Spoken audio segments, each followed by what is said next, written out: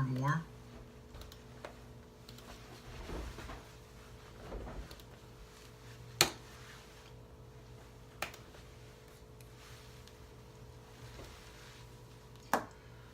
Hey guys, how you doing? It's Philip Cooper with TRC 365. Over the course of the last week, we've discussed pretty much anything from warranties to items to start considering as spring starts to arrive, as well as many more. All right, we're a podcast dedicated to you as a homeowner, as well as possibly a property investor, or even maybe you're just interested in home ownership one day and you just kind of want to have all your I's dotted. All right. Well, today is going to be a big one. Today we're going to dive into the financial side, primarily money, okay? Programs that you should consider or be aware of prior to contracting with a service provider, or maybe you're just in that discovery stage that we mentioned, that you should become more aware of, what am I really looking to get done? Are these items a want or a need? Especially when disaster doesn't strike. Generally, a lot of our urgent signatures occur when disaster strikes, tree falls on garage, or possibly, our basement's flooding. We just need to get it fixed. Okay. Now, if you're not in that category, as I said, I always advocate for that discovery stage. Maybe every end of the winter, you have 2 or 3 projects that you're considering. As it's tax time, we start getting those refunds back, as well as the weather can kind of start showcasing issues we need to address. All right.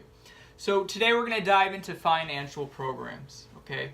My 3 favorite, obviously I'll be a little biased because I think to a varying audience, if maybe you're a financial investor, maybe you're a real estate investor, you like to flip, things like that, programs such as using hard money might be more beneficial for your return on investment as well. Because it's easy to sit here and say, hey, cash is king. If you have all the cash, you could negotiate a little more. Things like that, draw that cost down for you. Maybe you'll get a better deal. Maybe you'll get a couple more windows if you pay cash, okay? However, that's just not likely, okay? In today's economy, that's just not common, all right? It's more prevalent with the baby boomers and maybe the silent generation, as we call it. A lot of these older ones, they're used to taking out their checkbook, paying that half down, as well as, paying the whole project upon completion. However, as we transition to home ownership in the younger generations, the millennial generations, there's a lot of things we need to be aware of, okay? Obviously, employment's important, which is really good right now in the economy. However, a couple issues that we're struggling are, the debt, whether it's consumer debt, whether it's student education debt, or auto debt, things like that. But as we look across all this, it's not to scare us from doing home improvement projects. It's just to make us more inclined on, hey, what is the economy and how are consumers really paying for whether it's product they need for use or a want. And a lot of it is that monthly breakdown payments, all right? Now, I'm not saying to sign the dotted line with a contractor just because they offer financing, okay? Generally, just because they offer financing doesn't mean it's the best program for you, okay? So today we're going to dive into 3 that are not cash. Generally, we're always going to say family, friends, and fools are going to be your best route to get a project or something raised for your pocketbook, okay? But the number 1 item is going to be that home equity loan, okay? If you already have a house, generally this is going to work better for the current homeowners. So not necessarily if you're into purchasing homes, flipping them. However, if this is going to be your home for 3 to 15 years or longer, as we said, the average person lives in their house about 13 years. This is probably your best avenue. Okay, there's a lot of pros to taking a home equity loan out. The first thing, the interest is tax deductible. So similar to your mortgage interest, you could write that off at the end of the year. I understand today's tax game is a little different because we have a higher deduction, but this is still a pro for you. You still could actually itemize it at the end of the year if you have to itemize a lot of your tax stuff. So that's a pro that I like. Additionally, I like that it's much easier to go this route through your current lender. So whoever is your mortgage company, who you pay monthly to, it's easier to reach out to them because they've already have that ongoing relationship with you. They're more updated on the status of your property, your credit history, your payment patterns, so you'll be able to actually probably negotiate a better rate with your current banker. So those are the 3 things I like. We always say get your 3 estimates because you've already done your discovery. You know what you need to do. You don't necessarily need to sign anything. So maybe bring these 3 estimates.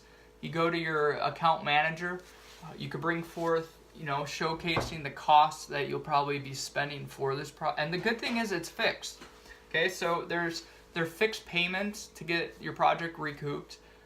You're not necessarily opening a revolving door of credit. So that's actually our second item that will go into the home equity line of credit.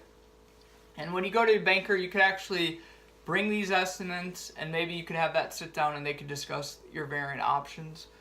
That is the second program we're going to mention is the home equity line of credit. Very different than a home equity loan because it's similar to a credit card. You're really just borrowing off the value of your home that's invested. The reason I don't like this is because it is similar to a credit card. You might have a better rate than a credit card, but at the end of the day, your house's title is really tied up to this avenue to pay off, a project or something like that. So have that sit down. As I said, explore the cash options, explore your friends' options. As well, the biggest thing with the discovery, if you get those 3 estimates, and we have this discussion with a lot of homeowners, okay? If this is just an emergency repair, you're talking less than $5,000, which is still a lot of money in today's day and age because a lot of the typical Americans don't have more than 2 paychecks saved in a savings account. So $5,000 is a lot of money. But what I would say is if you're not putting a new roof, siding, windows, this is where you might consider the third program, which maybe be opening a credit card with 0% for about 18 months, okay?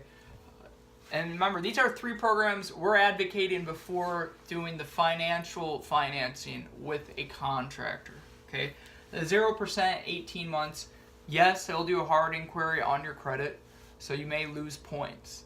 But the benefit to this is generally, when you have that talk down with the contractor, you know the amount, they might just give you a surcharge of 3 to 4% because of the fee they have when they actually run credit or a debit card.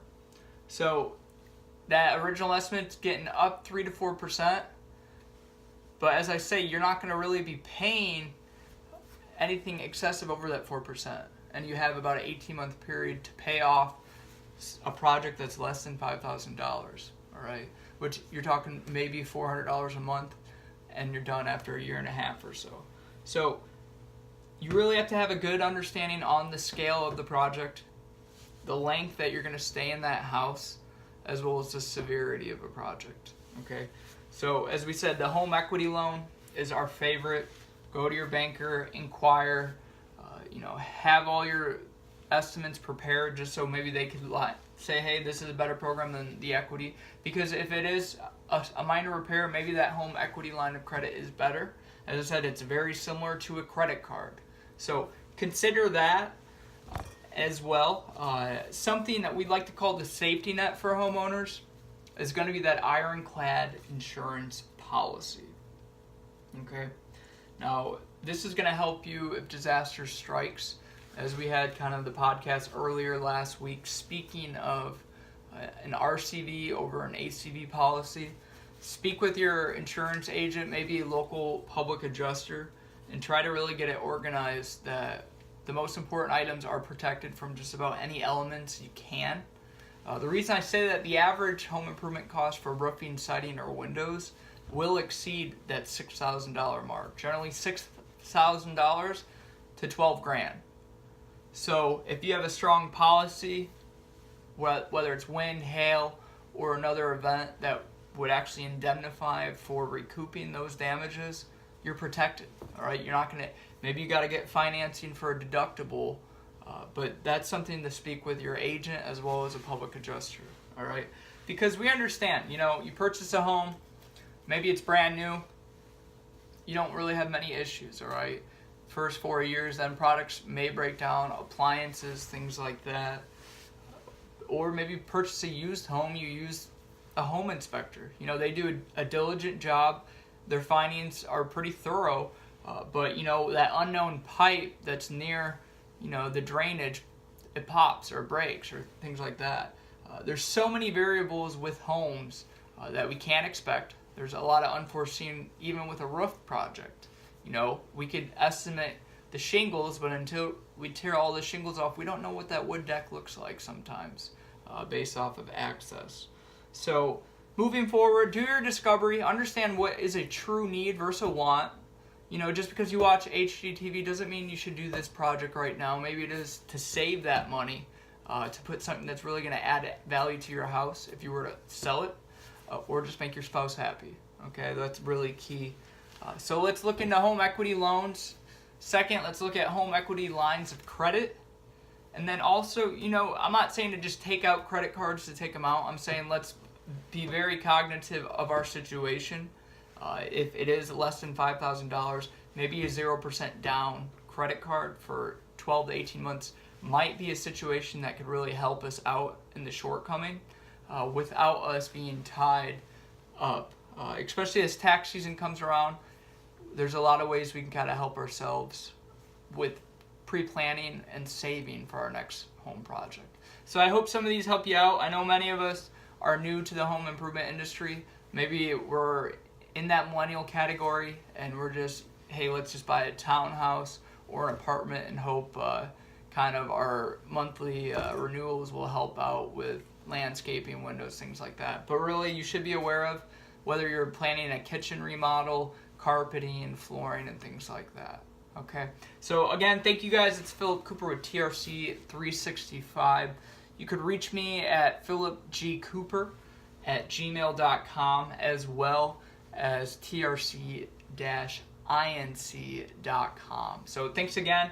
If there's anything you want to talk about in the next few weeks, just reach out to us. We'll gladly bring it up and try to get your question solved. So thanks a lot.